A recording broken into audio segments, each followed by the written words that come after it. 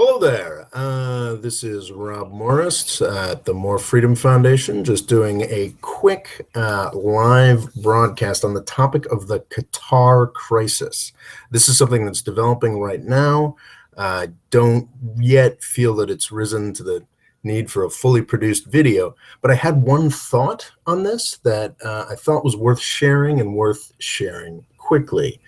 For those of you who haven't noticed, yesterday we were all quite surprised to see that Saudi Arabia, Bahrain, the UAE, and now I believe Egypt have cut ties with Qatar.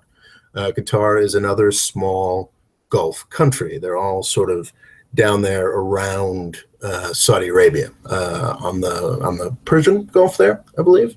And so all these countries have cut ties with Qatar. It's surprising.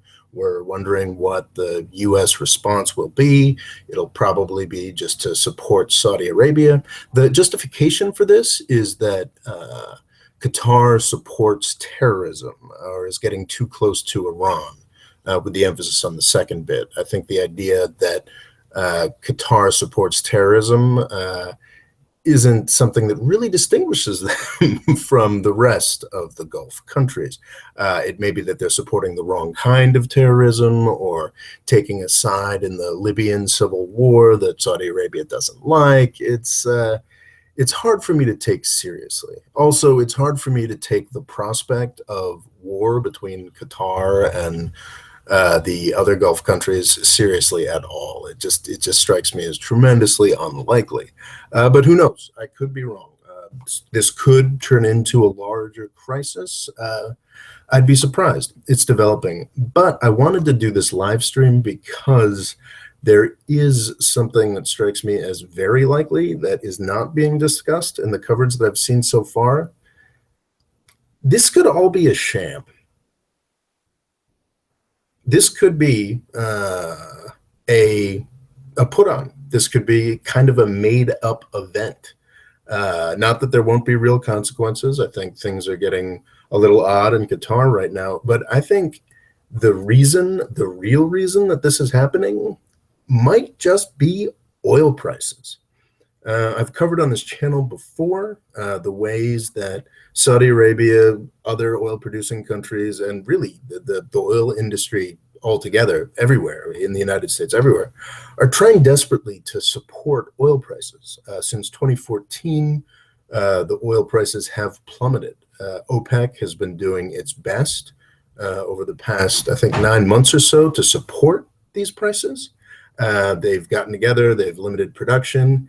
And in a video I did called OPEC as a joke, it's just not working. They don't have that kind of pricing power anymore.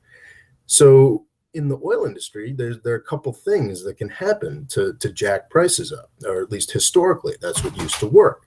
OPEC could get together and make a deal saying, okay, we're going to limit production, and that would do it. And the other thing that would do it is instability. That's generally how oil prices go up. Oil prices go up when things get less stable. If there's a Middle Eastern war, oil prices go up. If production is disrupted somehow, oil prices go up. So that actually could be the intention of Saudi Arabia in creating this crisis. That could be it. That could be the whole point of this thing. Because if there was real stability or conflict in the GCC, the Gulf Cooperation Council, then yes, that should translate into higher oil prices. And this morning, that's sort of what started happening. But it's kind of failed. Oil prices shot up and then they went down again. I think people might actually be realizing, or markets might be realizing, that this is kind of a made up thing designed to support oil prices. I don't know. That could be completely incorrect. Who knows? Maybe this is the start of some new disaster and the oil prices really should go up. But I think that the real motivation might actually be those oil prices. I don't know. I could be wrong. I didn't really feel like it was worth putting together a fully produced video on this topic, so I decided to do this live stream thing. Just a quick point. Thanks for watching. Please subscribe. And I'd be grateful if you considered chipping into my Patreon account.